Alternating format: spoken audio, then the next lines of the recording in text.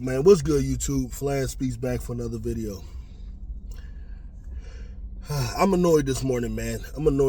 So, I appreciate all the new subs and all the people, man, who said some good things about my game breakdowns and so on. Listen, I love to do game breakdowns. I love to keep it there. But I saw something that annoyed the hell out of me. It's another one of these Caitlin Clark content creators who just worship her. It's the guy Rudy again, who I've already went on his channel and I told him to refrain from the nonsense content.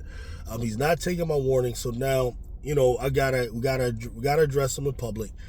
So Rudy puts out a video. He decides to interject himself in black people's business.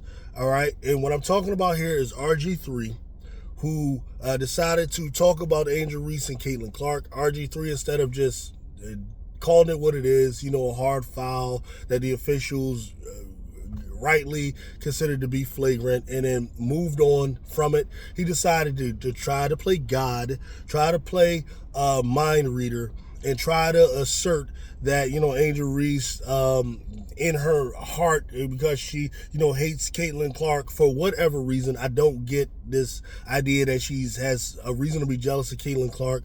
Caitlin Clark has nothing over Angel Reese. Definitely not looks, which are things that, typically you figure women have an issue with. You want to think she has a game over hers. I mean, logo threes? Okay. Yeah, she's jealous because Caitlin Clark shoots logo threes. I just doubt it. They both were in the same draft. They both in the WNBA, both all-star teams. Like, where's the jealousy in what? Like, you're going to be jealous of someone who's less cool than you, who has less swag than you, who has less style than you? I just don't think so. Why are you going there with that? What is it? Because of how beloved Caitlin Clark is by middle American Iowans and white people all over the place, and some black, coon dancers. Is that it? I just don't get it, so I don't buy that. But he decided to go that route anyway. All right. Ryan Clark proceeds to check him, and the way Ryan Clark checked him, the way he G-checked him is a way that is specific to a black man checking another black man. All right, his black card brought up real stuff about how RG3 on a daily basis doesn't understand what the black woman is going through. He ain't even take the time to call Angel Reese and talk to her about the situation to try to get a deep understanding about what's happening. Whereas Ryan Clark knows, I deal with the black family every day at home, right? That was some real G stuff. That's what it was. Now, this white man, Rudy, white guy, not raised by a black woman, to my knowledge. Let me know if you are. Who didn't get up in the morning and deal with a black grandma who took him to Sunday school, who fed him some cornbread, grits, black-eyed peas, you know how we get down, ham hocks, all of that type of stuff. Who isn't someone, now, I know what happens. Sometimes guys like him, they might be in a relationship with black women, so they think they kind of know something. But trust me, relationship with a black woman who wants a guy like you, and a relationship with a black woman who wants a guy like me, two different types of black women. Trust me. But that beside the point. It's still deeper than that. If you did not grow up in a black house, in a black community, listening to black music, eating black food, wearing black clothes, understanding the deep psychology and the psychosis and the dynamism of the black family, you're just flat out not qualified to speak on the dynamics between the black man and the black woman. You're just completely unqualified to speak on that. You don't descend from ancestors who went through what we went through and the trauma that was experienced when black men were not allowed to run their household, okay? All right, black men were being told by guys that look something like you. I know one of your ancestors, you probably don't even come from that type of royalty, okay? But whatever the case may be, guys your color who were telling black men that I own you and I own your wife and your kids, right? I got the right to go and violate your wife in front of you, right? If I want to go smash your wife, you and make you watch, that's what I'm going to do. This was the type of things, these were the type of situations our ancestors found themselves in, because that's what happens when you're captive slaves of war, which is what they really were. Okay?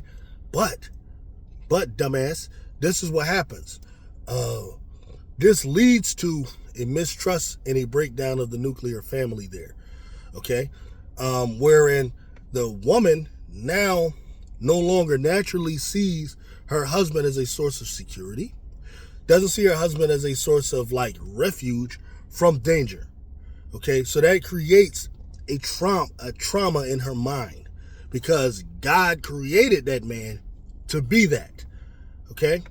But now you've interrupted that by creating that system of chattel slavery, okay, which is a big sin that those individuals will be held accountable for in the day of judgment, for those who understand the reality of how this world works. So what that trauma, though, doesn't just go away by putting in a law and outlawing slavery, which was good that was done, but the trauma still is there. The damage is still there, and it might take generations to rid one of that. And when I'm talking about the trauma of mistrust between the black women and the black man, okay? Some of us get it. Some of us want to be acting stupid like that devil, Jason Whitlock. Some of us want to act stupid like that devil in making of Marcellus Wiley. He's not quite a devil yet, but he's down the devilish road. He's almost there. Okay? And RG3, he's starting to walk that devil path. Okay?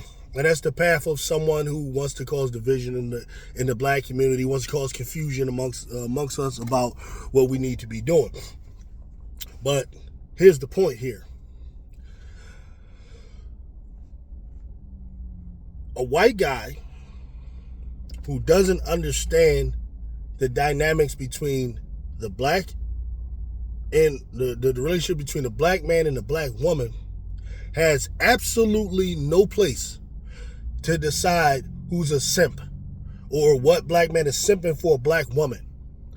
And boy, I am warning you sternly to refrain from this type of commentary.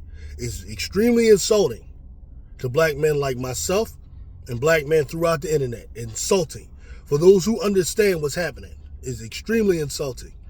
All right? And I'm taking it as a serious affront to the entire black community when you do that. Right? You have no place. Your white ass has no place in determining when a black man who's stepping up to protect a black woman, like who's simping and who's not. First of all, I doubt you understand even what a simp is, right? I doubt that you understand even these terms, that you come from a culture where these terms come out of. And you shouldn't be using them, right? I think you're a dork trying to be cool. Personally, that's what I think. You're just a dork trying to be cool, right? And this is my video warning now. Refrain from the nonsense commentary, man. Or like, for real. For real. I don't know who told you that it's cool for you to speak on these issues. I don't know who the hell you think you are. Right? But you really do need to refrain. Okay? You need to refrain. That's business between a black man talking to another black man who both understand the dynamics of the black community and how it works over that of the black woman, which is a very serious situation in our community that only we can fix. It ain't your place to offer advice. It ain't your place to offer criticism. It ain't your place to honestly voice your opinion. Who gives a damn what you think? Who gives a damn? And that's all I'm going to say on that, man. And listen, I offended anybody. That ain't the intent. This right here is straight business talk. So I'll get with y'all later, man. Peace out.